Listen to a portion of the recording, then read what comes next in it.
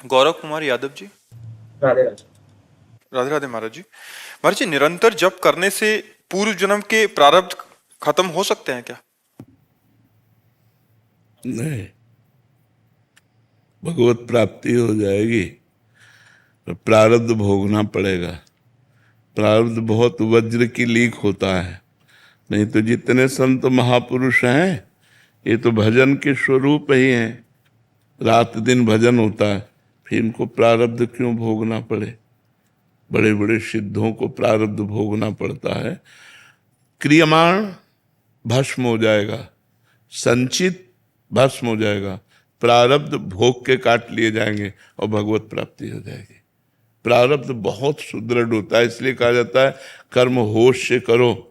अगर गलत कर्म हो जाए तो उनको तत्काल प्रायश्चित करो, भस्म करो, नष्ट करो, कहीं वो प्रारब्ध न बन जाए। अगर प्रारब्ध बन गया, बड़े बड़े महापुरुषों को, रामकृष्ण परमहंस जी के गले में कैंसर था, बड़े बड़े महापुरुषों को कष्ट प्राप्त हुआ। तो ये अगर प्रारब्ध भजन से नष्ट किया जा सकता तो हो जाता, नहीं हो जाता। लेकिन प्रारब्ध भोग अवश्य में वो भोक्तव्यम कृतम कर्म शुभ, इसीलिए डरना चाहिए। अगर पाप कर्म बन जाए तो उसे तत्काल विद्वानों से, संत महात्माओं से पूछ करके उसका नाश करना चाहिए।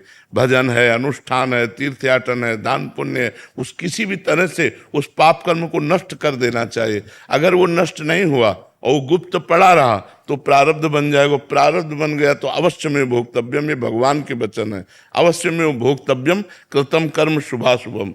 जो तुमने शुभ अशुभ कर्म किए हैं उनका फल तुम्हें भोगना पड़ेगा।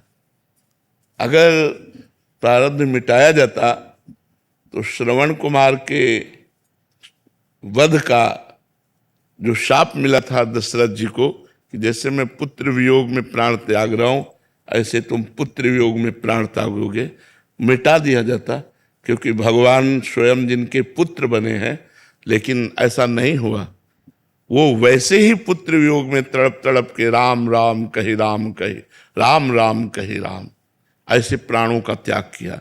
यदि उनके पुत्र कोई संसारी होते तो दुर्गति हो जाती, पर पुत्र सच्चिदानंद भगवान राम तो क्या कहना, सदगति हो गई। राम राम कह करके भगवान का चिंतन करके प्राण त्याग रहे हैं। लेकिन इतना बलवान कर्म है कि अगर श्रवण कुमार का वध अनजाने में बन गया और उनके माता पिता ने कहा जैसे मैं तड़प कर पुत्र वियोग में प्राण त्याग रहा हूं ऐसे तुम भी त्यागोगे, तो ऐसे ही उनको त्याग